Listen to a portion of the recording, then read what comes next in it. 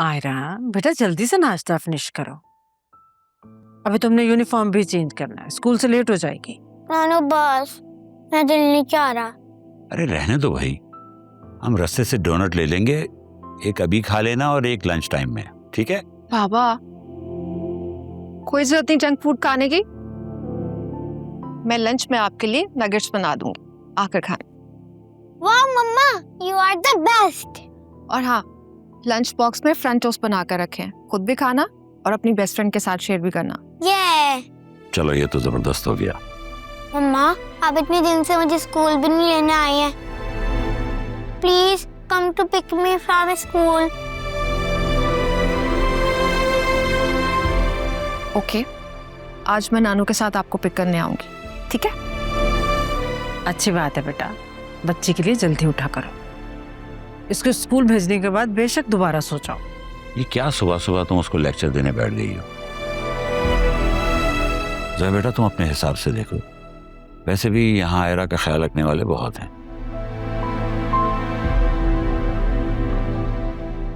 Thank you बाबा,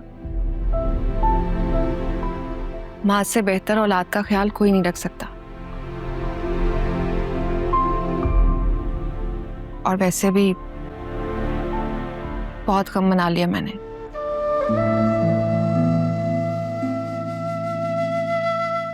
बस अब और नहीं, जो नहीं है उसके लिए आंसू बहाने से बेहतर है जो है उसी में खुश हो जाएं। उसका ख्याल रखें, और मेरे पास तो आपसे कीमती कुछ है ही नहीं।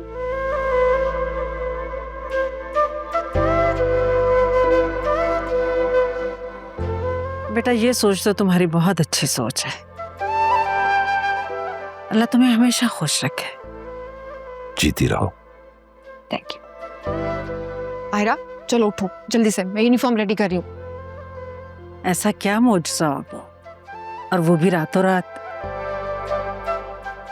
देर आए दुरुस्त आए, मैंने तुमसे कहा था ना, गम हो या खुशी, उसकी शिद्दत हिद्दत और असर कुछ अरसे में ही ज़ाइल होने लगता है। अब देखो कैसे वो अपनी जिंदगी की तरफ वापस आ गई है। अल्लाह मेरी तीनों बेटियों को अपने हिफ्ज़ व अमान में रखे और खुश रखे। आमीन सुम्मा आमीन।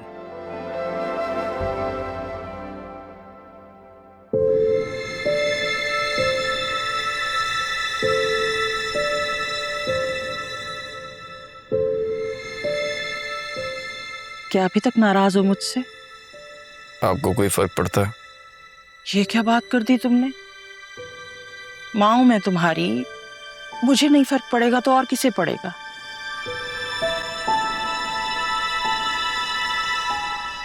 जब तुम बाप बनोगे ना तो तुम्हें वालिदैन की मुश्किलात का अंदाजा होगा।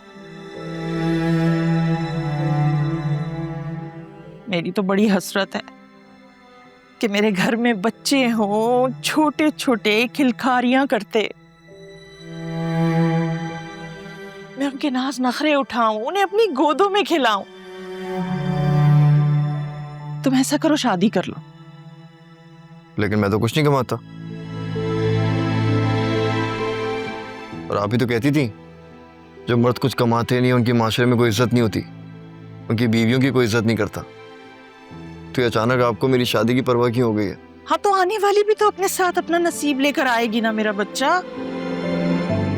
अल्लाह ने निकाह में बड़ी बरकत रखी है। अब वो जो मैच मेकर है ना फातिमा, मैंने तो उससे पहले ही कह दिया है कि मेरे बच्चे के लिए कोई अच्छी सी लड़की मुझे बताए। प्लीज मम्मी, अभी मुझे फिलहाल कोई शादी नहीं करनी, आप उसे मना कर दें। क्यों भाई, क्यों मना कर दूं?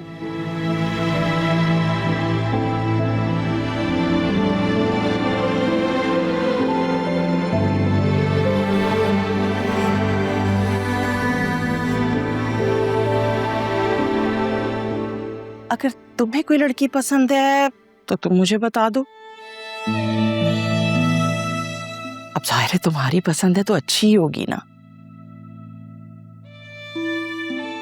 पसंद की शादी से मुझे लाख इख्तलाफ सही, लेकिन वासी और जुनैरा की मिसाल तो तुम देख ही रहे हो। और फिर तुम तो मेरे पसंदीदा बेटे हो ना, तुम मुझे जिस लड़की का कहोगे मैं उसे तुम्हारे लिए मांग लाऊंगी, चाहे मुझे उसके लिए कितने ही जतन क्यों ना करने पड़े।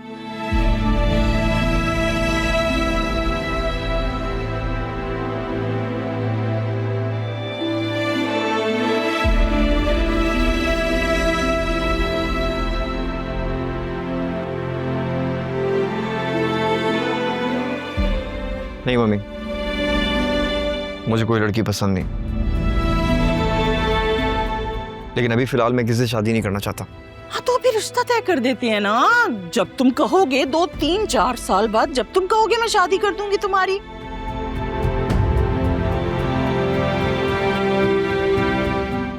क्यों आलिया, मैं ठीक कह रही हूँ ना? और बेटा ये तुम्हारी उम्र भी तो है ना शादी की।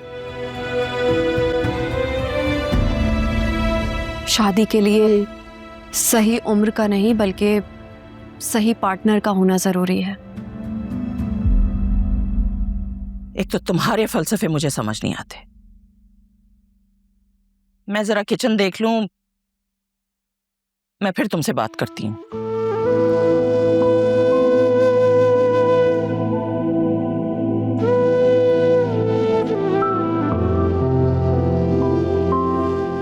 अकरम, तुमने उसका नाम तो नहीं लिया? नहीं। Thank God. आप लोगों ने मुझे समझ क्या रखा है भाभी?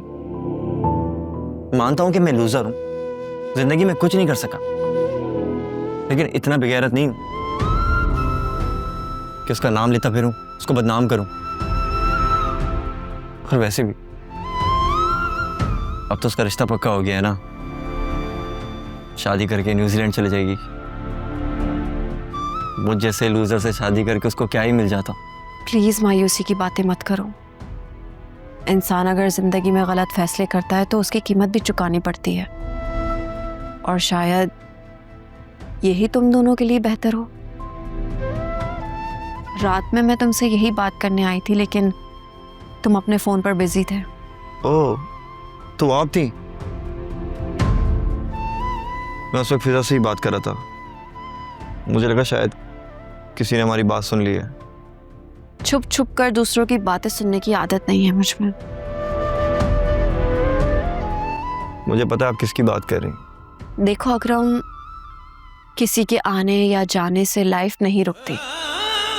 गिरकर उठना, उठकर चलना और फिर दौड़ना, यही तो जिंदगी है। तुम्हारे आगे तो पूरी लाइफ है। फिर से शुरू करो।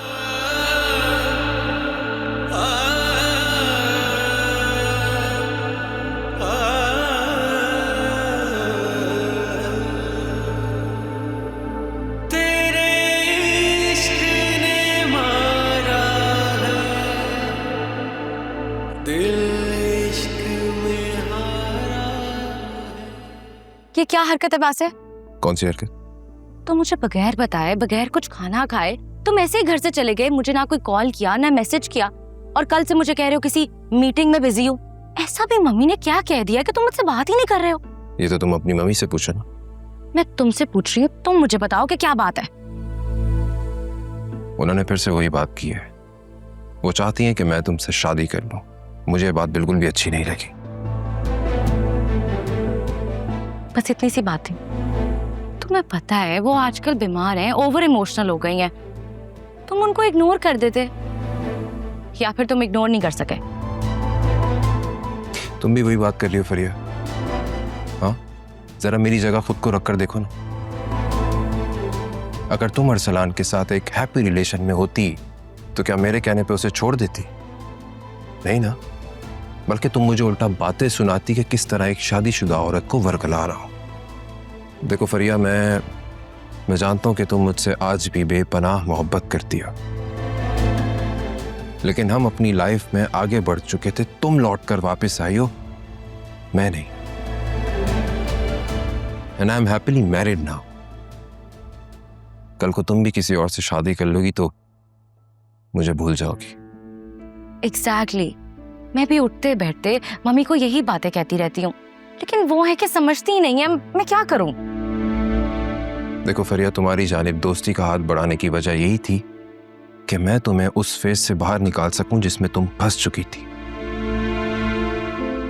और हमें उसमें कुछ कामयाबी भी हासिल हुई है। लेकिन तुम्हारी मम्मी का ये बच्चों सा रवैया और ये जिद, too much. Okay relax, don't worry, मैं उनसे खुद बात कर लूंगी। नहीं नहीं, उनसे बात करने की कोई जरूरत नहीं है, वो वक्त के साथ साथ खुद समझ जाएंगी। आई नो वो अभी इस वक्त काफी सेंटिमेंटल हो रही हैं, but it's fine, it's okay. Basit, तुम वाकई बहुत अच्छे हो, थैंक यू। तुम भी बहुत अच्छी हो, बस थोड़ी सी इमोशनल हो। That I am, it's my nature, अब मैं क्या करूं? आई थिंक तुम्हें अब शादी कर लेनी चाहिए। एनीवेज, मुझे मीटिंग के लिए लेट हो रहा है।